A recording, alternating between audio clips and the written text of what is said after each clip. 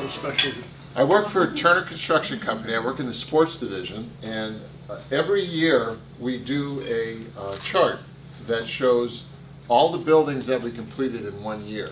Since for 1 year for Turner is $11 billion in 1 year. $11 billion in 1 year.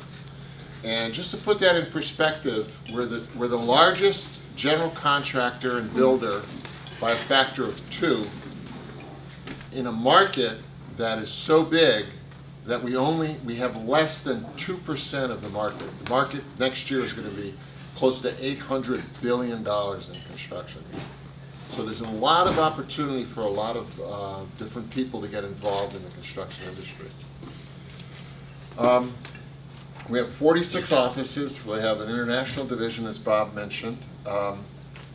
We hire normally engineers and people with 4-year degrees, but a lot of the people that are instrumental in our success have high school diplomas, and they're builders. They're people who can go out and make things happen.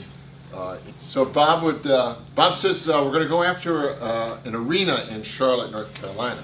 I said, Bob. Bob, first of all, we've never built one. We built Madison Square Garden in the 60s, but we haven't done one recently. There's a lot of technology. We know nothing about this, and we know very little about the market in Charlotte. So Bob gave me a couple of military analogies. We're going to take the hill or something, and we're going to charge, and we're going to do all this stuff. And sure enough, we went down there and we got the job. And we did a 25,000-seat arena for $42 million. We are currently working on the LA Rams project, 70,000 seats for $2.5 billion. $2.5 billion. So in those 30 years, things have exploded in a lot of different ways. So we went down, and that started off the Turner sports movement. And then from that, in the last 30 years, we built half of the NFL stadiums. We built half of the soccer-specific stadiums for the Major League Soccer leagues. And we've either been the largest or the second largest sports builder in the country. The first project is the Levi Stadium for the San Francisco 49ers. This was a job that we had competed for in 2006. We're unsuccessful, and things changed, and several years later they came back to us and they said, we need you to build this in 22 months. Usually these things go 26, 28 months. And the key to all these is they have to open for the season. I mean, opening a stadium in December for football makes no sense. It has to open in July. So they came to us and they said over a Labor Day weekend in September, we had this 2-week charrette to say, how would we do this? And so we came up with a plan, and what we did here is we basically built 4 quadrants of the stadium at the same time. So we had 4 crews doing piles and foundations, 4 crews coming up with the steel, and we had the expansion joints. In other words, there's 4 separate buildings as they move because of an earthquake and that. So we did it, we overlapped all of the work, and we were able to finish it in 22 months. It was about $800 million for our component, and the total project was well over $1 billion. It's also a very green project. It has a lot of environmentally friendly things, a lot of sustainable construction techniques were used, and successfully opened in 2014. A smaller project for a college in Northern Kentucky University. This is a $150 million project. It's pretty typical of what we see in college facilities. They have less suites, they have less club space, just for the economics of these. And as an aside, these are all built on making money. That's the whole idea of all of these projects, in that they'll sell the seats and they'll sell the suites.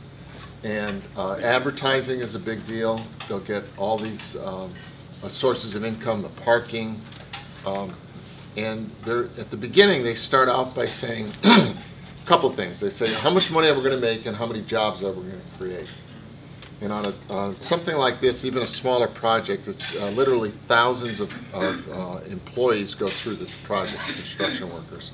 We probably have maybe 300 to 400 workers on a small project like this. Some projects we have as many as 1,000 workers a day on the project. And they go for many, many months. So you can just imagine how much work there is out there. Yeah, when I was doing this job in Florida, 3 weeks before we're opening, ESPN comes in, and we weren't finished with the broadcast feeds. So they're going to come in with their trucks for this first game, plug in, and they want all the cameras to work and all the wire to be in place and that. And the kitchen wasn't done, and because we did so much work in such a short period of time, everything was overlapping. But it was, you know, we were working 18 hours a day, 7 days a week in those last 3 weeks to get everything finished up. And it was just, it was deadlines are real important because you can't miss one of these. You miss an opening and you might as well be, you know, it's not good. It's hard to recover from that because you've got 65,000 guests coming to your house and the kitchen's not done. So a lot of deadlines, and the ends of all of these jobs at the end are pretty crazy. You have to maintain quality, safety. We have full-time safety people. We have safety programs, and the last one here is politics, and it's everywhere. You can imagine these are public jobs. There's public money. The media is very interested in them. Important to have. Leadership, certainly. When I was running the job down there, I had a staff of 48 people. On the professional side, plus the 1,000 workers, we had about 40 subcontractors. So we had an engineering staff in the trailers, we had a field staff out in the field. So there had to be a clear direction on where we're going and how we're going to get this done. People skills, you got, you know, people burned out at the end. You got to be able to deal with all that when you have the inspectors coming in from the city. They want to see something done, and you got to spend time with them. You have to be able to you know, work through all their issues. Organization, very important. You got to be able to know where everything's at. You got to be able to get things done in an organized way, and just keep track of things. Communication, very important.